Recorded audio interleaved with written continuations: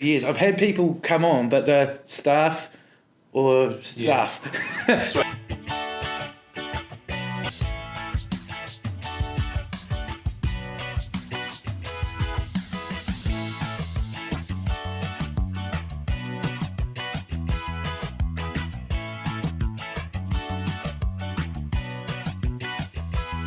Okay, so good afternoon, everybody. It's Chris here from the HazMat podcast, episode number 42. I'm very happy to have a good friend of mine, Chris, here as well. Chris, do you want to introduce yourself?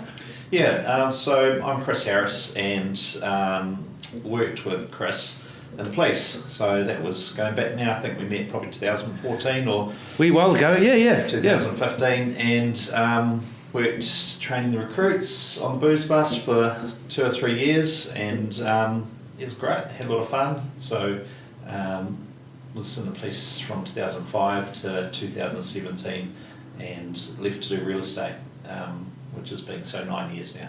Which is exactly why you're here. So it's great to have you, mate.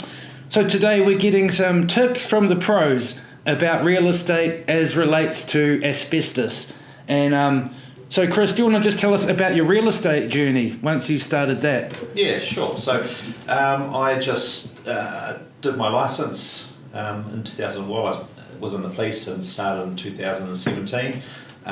Probably not knowing or wondering what was in store, but things rapidly got busy and made a career of it. So didn't go back to the police. I took 2 years leave without pay, but after 6 months decided that was my career. No turning back. That was good. And yeah, just got super busy. Have sold over 300 houses in that time and enjoyed it. It's definitely got its challenges, but we obviously have a lot to do with asbestos and pretty much every day it pops up in our work. That's good to know. I was going to ask you exactly that. So I was just going to say, does asbestos come up much in your world of buying and selling essentially?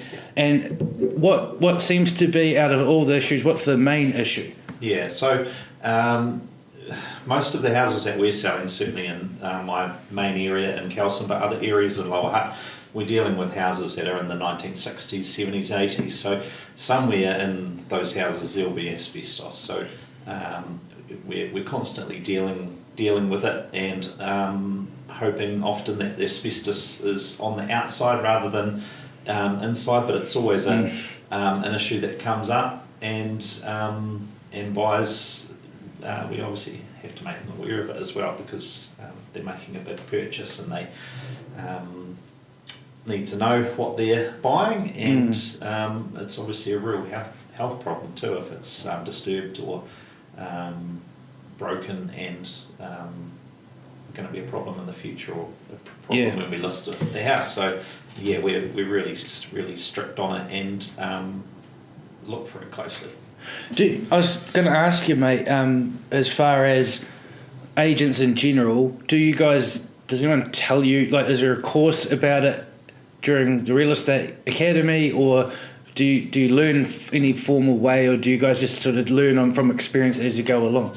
Yeah, I think it was a while since I did my training, but there was training on asbestos, but we need to keep in our own lanes in terms of identifying it because without testing, obviously, with someone like Chris, we can't know whether it is or isn't, but it is something that we disclose and we need to identify it. So whether it's on a roof in deep mastic tiles or stipple ceiling, usually there'll be something that's really obvious and we should be able to identify it. And in the Act it says a reasonably competent salesperson should be able to identify things like asbestos in certain types of plumbing. So it's not enough for us just to just look at it and not do anything about it or not tell buyers or vendors that it could be a problem. Have you had sales that have fallen right over just because of that being an issue, asbestos? Yeah, I have, not too many, but mostly internal asbestos, so stipple ceilings, are probably the most common one because obviously they're more in direct contact with people living in those houses, but and bloody expensive, and yeah, to deal with. to deal with. But I can't think of the last one. But yeah, there have been definitely sales that have fallen over because of asbestos and buyers being worried about it. So yeah, that happens. If you get sellers contacting you, looking at listing their property, what is there any general advice you give them before actually taking the property to market, as relates to asbestos? Yeah, so I had one recently, and that property did have stippled ceilings on the bottom level of the house, and that owner actually, I think it had bothered her the whole time she was living in that house, but she had it removed by a company and dealt with before it came to the market because it bothered her and she didn't want to hand it on to the next owner who potentially would have kids moving into the house. So yeah, she spent the money and got it done, and but some will do other things in terms of getting it painted over, encapsulated, or jibbing over it. So but I think buyers are pretty conscious that their house might have asbestos in it, so don't want to hand over another problem to the next owner.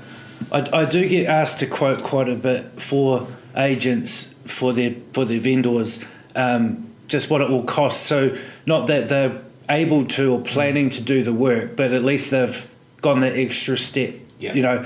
Hey, I've got asbestos ceilings in my house. I've had a quote from HazMat. It's going to cost X amount, and then that can be part of the sales package, I guess. At least it's showing a bit of front footing it, for the potential buyers. Yeah, I think most vendors they're aware of it and keen to front foot it. Some aren't aware of how much asbestos or areas in their house asbestos could be. So they're sometimes a bit surprised that when we pointed out that boards or a roof could have asbestos in it, but I think most do have a bit of a conscience. They're happy to get someone in, a specialist like yourself, and get it looked at. Mm-hmm. Cool.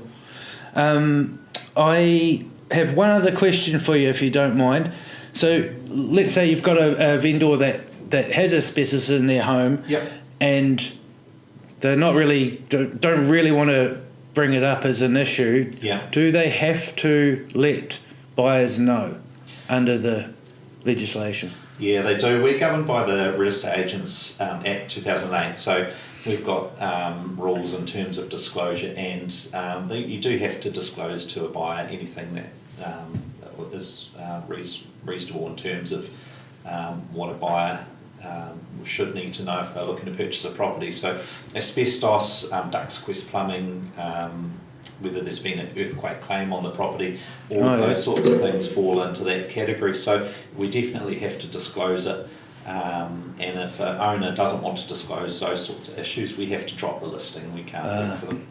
I remember I had a guy in Masterton who had a property listed, but there was a report showing there's earthquake fault lines going right through his property, and he didn't want that to be tabled, and we had to let him go, because I guess you don't want someone buying a house that is sitting actually on a fault line. I didn't know they were fault lines. I thought they were like major intersections, but they're actually lots of little lines that go even right through people's properties, Yeah, but it's definitely it's one of those things. We're just saying with leaky homes as well. It's a major disclosure, and it's something that will affect people's decisions around buying it. So it's only fair, and we need to disclose it by law. So that's that's very helpful, Chris. Thank you very much. It's a pleasure to have you here. In fact, we may bring you in again. We could talk about mould or other hazardous materials, lead paint or things like that from your point of view.